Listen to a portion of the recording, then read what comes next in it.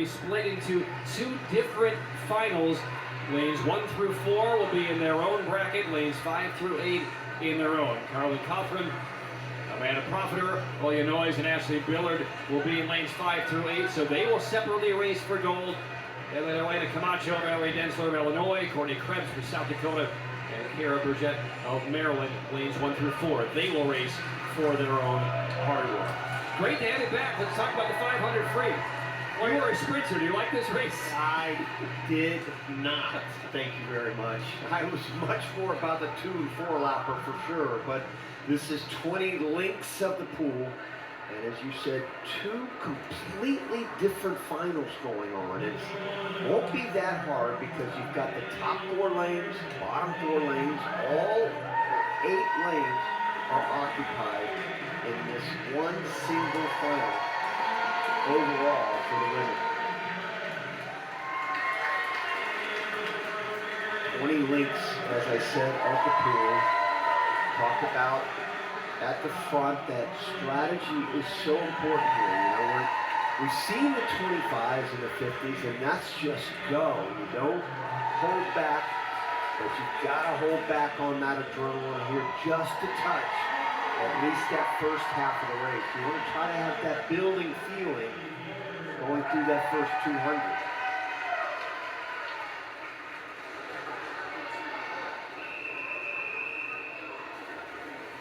Call it the blocks for our first race, update 2. You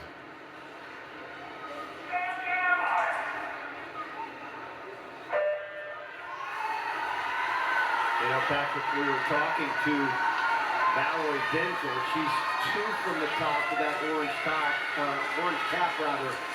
before the race, and she was so excited about swimming this 500. And I asked her, I said, "Do you warm up differently for this than the other shorter races?" And she said, I have to go through a lot of pace 50s to be able to get into the mode of swimming this 500 freestyle. She said, I'm much more comfortable in starting in the water than I am on the blocks. And I said, really not a big deal in the 500.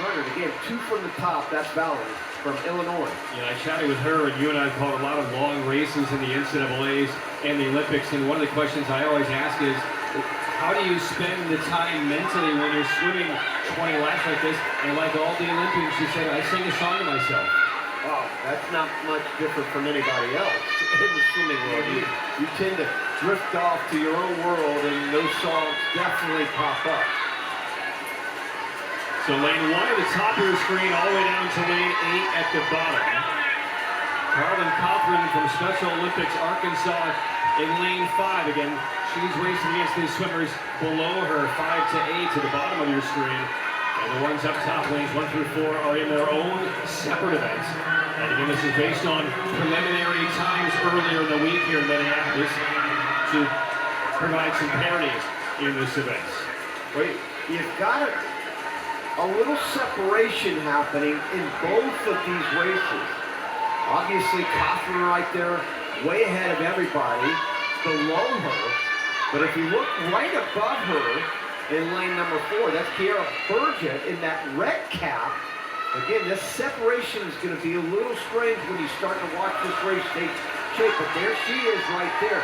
Now, she's got a big lead on the F1 division, so there's 2 huge leads going on right now, early in the race. Still a long way to go, but your leaders are clear right now. All right, so let's follow Carolyn Cothran in lane 5 from Arkansas right now, because she's heading to the far end of the pool. Let's talk about the race, the lap counters at this end, Ron. They will put down numbers in the water so that these swimmers don't lose track of their lap to lap. And that's true across the spectrum. It doesn't matter what race it is. You'll always see in the 500 freestyle and up lap counters. And 1,000, 1650, we don't have those events here at the Special Olympics USA Games, but they do happen anywhere else. And this is where it starts to get a little mixed up here, because Burgett is, or I should say Cothran has now overtaken the 3 above her. Doesn't count because they are in a completely different division. You want to keep an eye on 2 separate races going on here, but she's getting ready to lap the division she's swimming against. So as we take a look, let's go look to lane 6, another orange cap. That is Amanda Profiter. She's from Special Olympics, Illinois, from Geneva, Illinois, which is a western suburb. She started volunteering at Special Olympics when she was 13, started competing a couple of years later. She's now 36 years old. Her family is here, and Victoria Arlen is with them right now. Victoria? I'm with Amanda's fan club here. We got Mom Chris, Dad Mark, and Mom, from a parent's perspective, what is it like watching Amanda?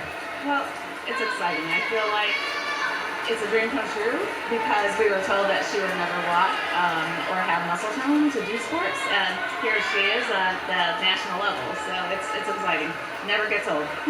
Never doesn't it? You said there were some nerves too. How are you dealing with the nerves watching? Well, you know, this isn't so bad because it's nice pace, easy. It's those fast races that it's like a gut wrencher. So when we get to that last two, then you'll see my nerves go. So we're just enjoying the journey, really. Yeah. It's an amazing journey. And another part of the journey, Dad, what is your experience like watching from my dad's perspective?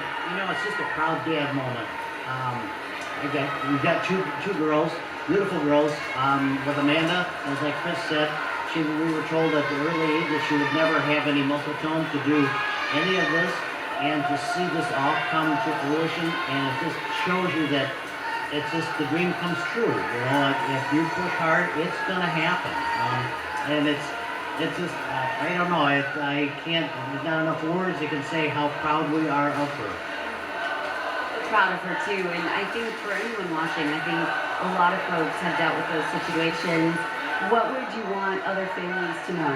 You know what? Don't doubt those dreams. You know, a really good friend of ours, Jerry Mills, who's a singer-songwriter, had his own learning disabilities, was bullied when he was a child. It just resonates. Don't doubt your dreams. It's not a no, it's a not yet. Just not yet. So it'll come. Not a period, it's a comma. Thank you so much, both of you.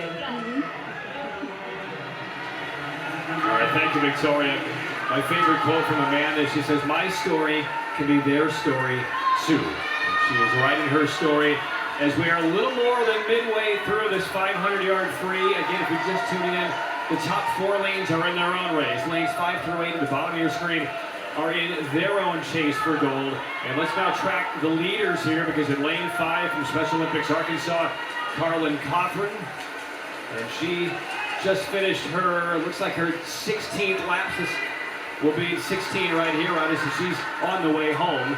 And the other leader is in lane 4 from Special Olympics Maryland, that's Carrie Burgess. And she's in the red cap, going left to right on your screen. And her splits have been just fantastic. Again, right above that orange cap, Profiter Cothran has been in complete control. She's been very consistent on the 46-47 every single 50. And that's really paid off for her. She's getting ready to go into the bell lap right here. She'll have 50 yards left to go. She's going to win this one going away with a really solid time. It's going to be way under 8 minutes. And there's the bell right there. That signals 50 yards left to go for all the swimmers. She's the first one to hit that bell lap. Another, actually dropping that time to under 46 for that 50, 45.9. So she's really picked up the pace. You can see the kick behind her now.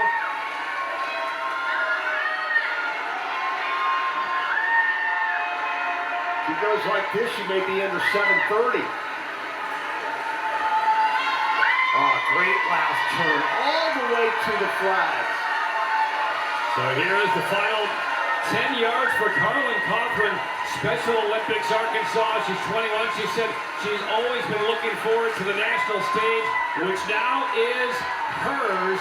Winning gold in the 2026 Special Olympics USA Games in the 500-yard free. 7:31.15 is her time. Well, that's one race in the books. We've got another one going on right here, coming up. Carrie Burgess from Maryland in the red cap, heading to the right side of your screen. And she is about to enter her final 50 yards. She'll make this turn and one more down and back for Burgess. Actually, she's got 4 lengths of the pool left, I think. That's, I know, you're right. This is it for her, too.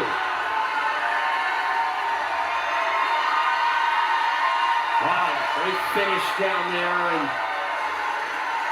lane number 7 by Noyes. What a swim for her. Olya Noyes will claim silver from right here in the Special Olympics in Minnesota. And here comes Burgett. Burgett, 32 years old, from Severna Park, Maryland. She's been in Special Olympics for 23 years. And to the touch, and it's gold for Burgett. And we'll wait on her official time. So Burgett wins gold in Division 1.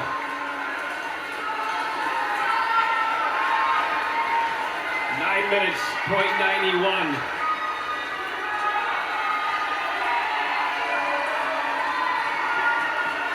And now into the final back and forth up top in Division 1. Meanwhile, Ashley Pillard from Special Olympics, Texas, has finished down in lane 8 with a 9:30, and there she is. She'll pick up the bronze, and this is a great race going on up here in the top 3 lanes for a medal. And meanwhile, here comes Amanda Profiter from Special Olympics, Illinois, being urged to the final couple of yards for her. 4th place awaits for Profiter as she touches the wall.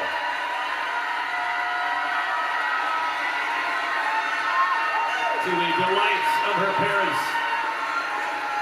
And now a real race for silver in Division 1. Up top, Elena Camacho of Special Olympics, Maryland, to the wall. It's silver for Camacho. Valerie Densler of Illinois will take the bronze. And Courtney Krebs of South Dakota finishing 4th.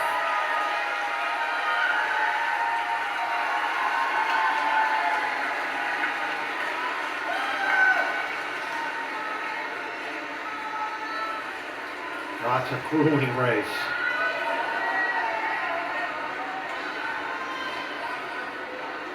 I'm exhausted just watching it, right? Yeah, I mean, it is a grueling race, and I have to go off and get out of the pool right afterwards.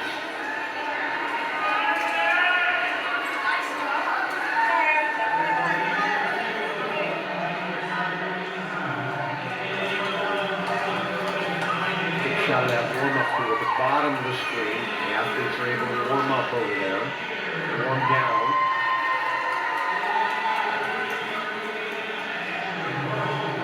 Back behind that Special Olympics USA podium is the diving pool. And the springboards, the platforms behind the athletes that we see on the deck now as we head now to the men's 500 free. And